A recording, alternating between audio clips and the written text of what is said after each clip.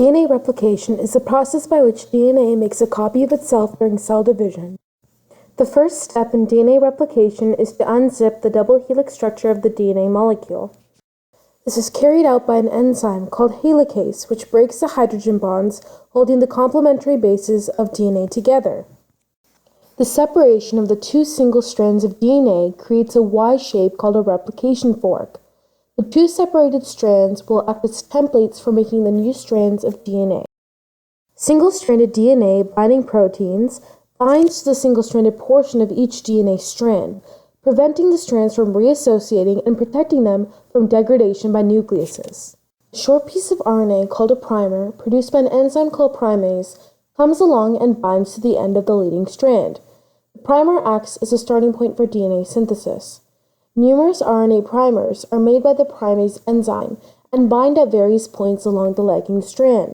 DNA polymerase binds to the leading strand and then walks along it, adding new complementary nucleotide bases to the strand of DNA in the 5' to 3' direction.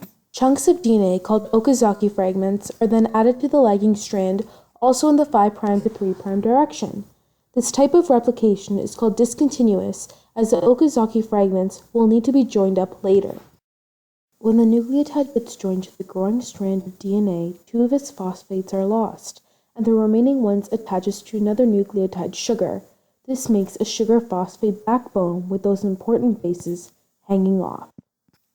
DNA polymerase 1 removes the RNA primer and replaces it with DNA nucleotides. Finally, an enzyme called DNA ligase seals up the sequence of DNA into two continuous double standards. The result of DNA replication is two DNA molecules consisting of one new and one old chain of nucleotides. This is why DNA replication is described as semi-conservative.